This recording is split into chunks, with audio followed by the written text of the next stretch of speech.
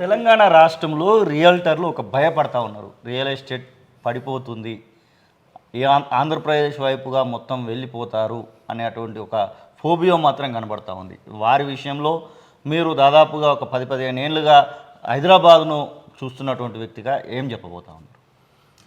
నేను అయితే హైదరాబాద్ను ఒక 10 సంవత్సరాల కాలం కనుక చూస్తే ఒక ఇంటర్నేషనల్ స్టాండర్డ్స్తో ఎదగబోతున్న సిటీ అనేది నేను అనుకుంటున్నా.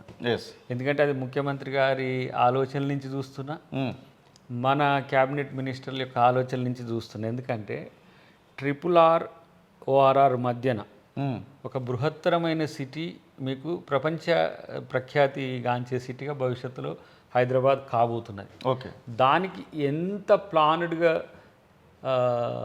ఏమంటాము కార్యాచరణ ఉంటుందంటే ఏదో గాలికి వదిలేసినట్టుగా కాకుండా, ఇప్పుడు ORR కట్టినాం.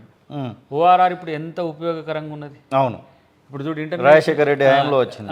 రాజశేఖర రెడ్డి గారు అంటే కాంగ్రెస్ ప్రభుత్వంలో కట్టినట్లు ఇప్పుడు మెట్రో రైలు ఉన్నది, ఎంత ఉపయోగపడుతున్నది. అట్లనే ఇప్పుడు ఇంటర్నేషనల్ ఎయిర్పోర్ట్ కట్టినాం. అది ఇప్పటికీ రోజుకి ఎంత అయింది? అది 83,000 పైచిలకు విజిటర్స్ వచ్చి దాని స్థామిన సరిపోవట్లే. అవును, చాలామంది డిమాండ్ పెడుతున్నారు ఇంకొకటి పబ్లిక్ కోసం డొమెస్టిక్ ఎయిర్పోర్ట్ ఒకటి కట్టాలి సార్, అది మీరు ఇంటర్నేషనల్కి పెట్టుకోండి. ఈ డొమెస్టిక్ ఏంటంటే ఇప్పుడు రీజనల్ ఫ్లైట్స్ కూడా ఉన్నాయి. సో దూరం అవడం అనేది కాదు, కానీ దాని బేసే సరిపోని కాడికి వచ్చినాయి.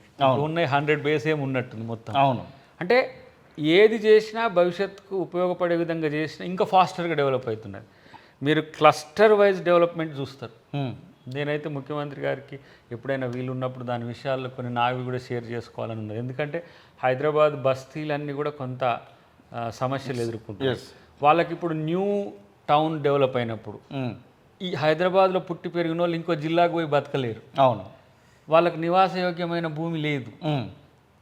ఒక కుటుంబంలోనే ఒక ఇంట్లోనే 5 కుటుంబాలు అయినాయి. అవును, సో మనం ఎక్స్టెండ్ చేయాలంటే ఎట్టేయాలి? ఇప్పుడు కొత్తగా ఏర్పడుతున్నాయి. ఇప్పుడు RRR మధ్యన అక్కడక్కడ క్లస్టర్స్గా 20 ఎకరాలు 10 ఎకరాలు ప్రతి 2 కిలోమీటర్లకు కనుక మనం వేసుకోవాలంటే, ఎందుకంటే ఒకవైపు ఫార్మా ఉంటుంది, ఒకసారి ఇండస్ట్రీస్ ఉంటాయి, ఇంకోవైపు సాఫ్ట్వేర్ ఉంటుంది. ఇప్పుడు ఇటువైపు అనుకుంటే సాఫ్ట్వేర్ ఉంటుంది, ఇంకోవైపు మనకు వరంగల్ వైపు మనం క్లాత్ అనుకున్నాం వెనకటికి ఏటికి నేతకు సంబంధించింది.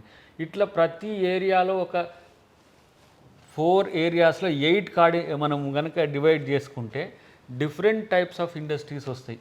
అమరావతి ఇప్పుడు మనకు 300 కిలోమీటర్లు 320 కిలోమీటర్లు అయినా కూడా అమరావతి డెవలప్మెంట్ అనేది స్టార్ట్ అవుతుంది ఇప్పుడు. ఓకే, దానివల్ల హైదరాబాద్కి సమస్య రాదు. ఓకే, ఇది ఆల్మోస్ట్ ఆల్ టేక్ ఆఫ్ స్టేజ్లో ఉంది.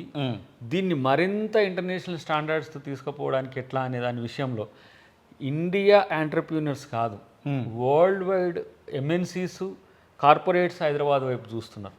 వాళ్ళకి మనం ప్లేస్ ఇవ్వగలగాలి. ఇప్పుడు సింగిల్ విండో సిస్టమ్ నుంచి నేరుగా వాళ్ళు కోరుకుంటున్నది ఏంటంటే, మాకు గతంలో ఉన్నట్టు బ్యారియర్స్ ఉండకుండా మేము ఎంత పెద్ద కంపెనీస్ పెట్టినా కూడా మాకు ఆ రేంజ్ కంపెనీస్ పెట్టుకోవడానికి మాకు అవకాశం ఉండాలని చాలా పెద్ద కంపెనీలు ఇప్పుడు అవకాశం కోసం చూస్తున్నాయి. గతంలో ల్యాండ్ ఇప్పియాలంటే కూడా పెద్ద దందా ఉండేది.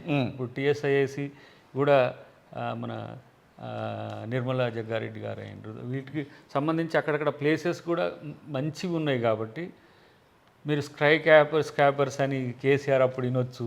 అవును, లేదంటే ఇంటర్నేషనల్ స్టాండర్డ్స్తో సిటీ అనేది. ఇప్పుడు ఇది హైటెక్ సిటీ చంద్రబాబు గారు మొదలుపెట్టినా కూడా ఈ డెవలప్మెంట్కు కాంగ్రెస్ పార్టీ వేసిన బేస్ చాలా ఎక్కువ, పెద్దది, చాలా పెద్ద క్యాన్వాస్ వేసినాం.